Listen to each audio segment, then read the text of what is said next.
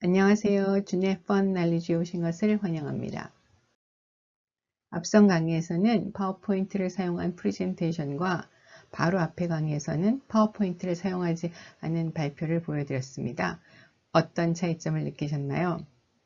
아마 큰 차이점은 파워포인트와 같은 시청각 자료를 이용했느냐 안 했느냐의 차이입니다.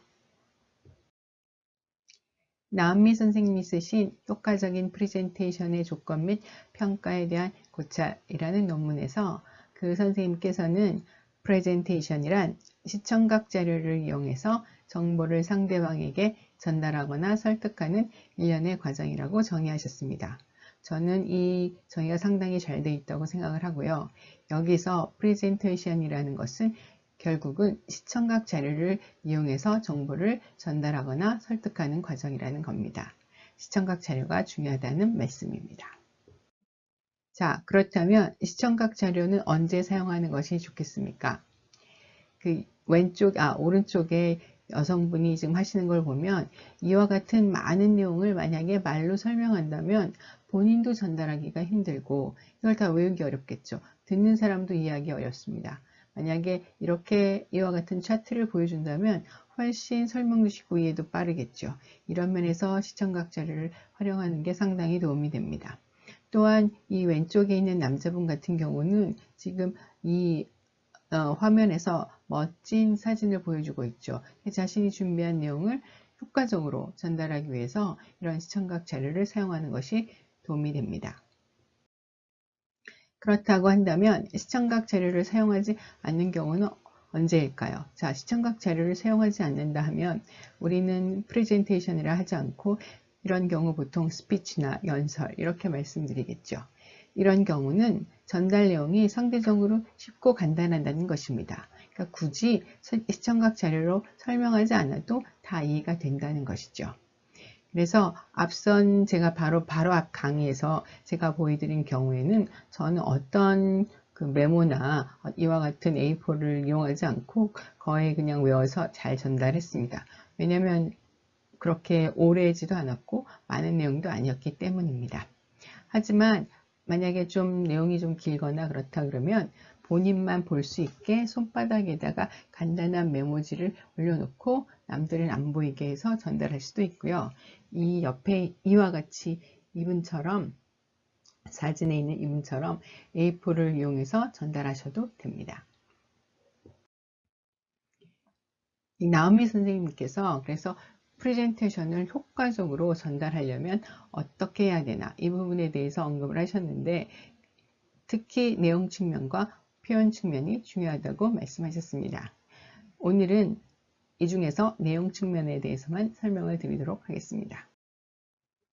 자, 프레젠테이션 내용 측면은 제가 앞서서 설명드리는 부분과 상당히 많이 겹치는데요. 저도 앞에서 프레젠테이션을 서론과 본론과 결론으로 정의를 드렸는데 이분 같은 경우는 말만 서론 대신에 도입, 본론 대신에 전개, 결론 대신에 마무리라고 했습니다. 그래서 이분 같은 경우에는 그 프레젠테이션의 서론 단계에서는 청중이 들을 수 있도록 준비를 해주는 단계라고 했습니다. 그래서 저는 이 단계에서 여러분들이 인사와 여러분들이 말씀드릴 주제에 대해서 설명하는 것이 중요하다고 말씀을 드렸고요.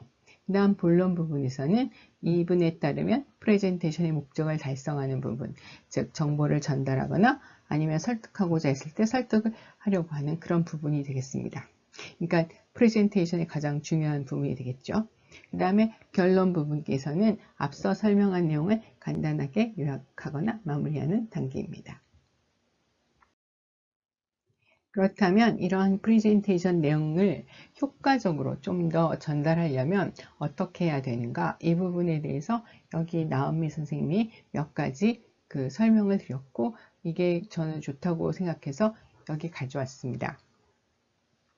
예를 들면 서론 부분에서는 청중의 호감을 획득하는 것이 중요하고요. 그 다음에 발표하실 내용에 대해서 그 청중, 들으실 분의 관심을 유발하는 것이 중요하다고 말씀을 하셨고 저도 이 부분에 대해서 전적으로 동의합니다. 일단 본론 부분에서는 청중에 대한 배려가 있어야 된다. 즉 예를 들면 제가 만약에 프레젠테이션 했을 때 그 대상자가 초등학생인 경우와 그다음에 직장인인 경우와 교수님인 경우에 있어서 제가 쓰는 용어라든지 제가 하는 태도라든지 여러 가지가 많이 달라져야 되겠죠. 그러니까 청중에 따라서 배려를 좀 해야 된다.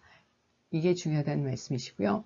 특히 또 어떤 용어가 어렵다 그랬을 경우에는 그 내용을 말씀드리기 전에 용어를 설명하고 그 용어가 쓰인 사례를 예시하면 많은 도움이 되겠다라는 겁니다. 그리고 특히나 프레젠테이션에서는 시청각 자료의 활용이 중요하다는 겁니다. 이분에 따르면 시청각 자료를 쓰면 그 나중에 청중이 기억하는 능력이 20%의 향상을 가져온다는 것이죠. 굉장히 큰 차이가 있습니다. 그러니까 여러분이 시청각 자료를 얼마나 효과적으로 잘 쓸 수 있느냐에 따라서 그 청중한테 아주 좋은 인상과 많은 기억을 남게 해준다는 것이죠. 그 다음에 결론 부분은 저도 동의하지만 짧게 하셔야 됩니다. 짧게. 인상적이지만 짧게. 그리고 이성적인 것보다는 여운과 감동이 남는 감성적인 마무리가 중요하다고 생각합니다. 그래서 여기 나은미 선생님께서는 청중의 관심을 유발할 수 있는 방법에 대해서 6가지를 말씀을 해주셨습니다.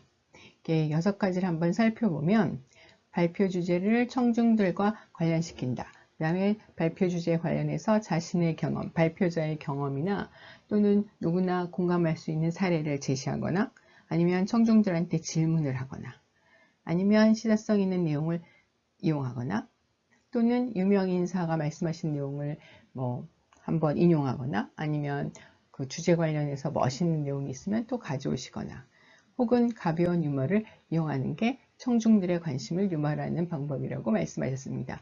저도 이 부분에 대해서 많이 동의를 합니다만 실질적으로 이 부분은 발표 초보자보다는 발표에 대한 많은 경험이 있고 잘하시는 분이 이런 것을 썼을 때 좀 더 프레젠테이션을 효과적으로 할 수 있다고 생각이 됩니다.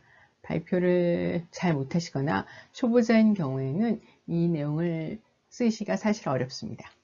사실 저 같은 경우에도 제가 말씀드린 것처럼 그냥 대체적인 보통의 프레젠테이션에서는 인사와 바로 주제로 넘어갑니다. 물론 제가 발표하는 대상이 좀 편하거나 예를 들면 친구라든지 아니면 좀 호의적인 분들로만 구성이 되어 있으면 저도 청중들한테 질문도 할 수 있고 그 다음에 주제를 관련시킬 수도 있겠죠. 끝까지 들어주셔서 감사합니다.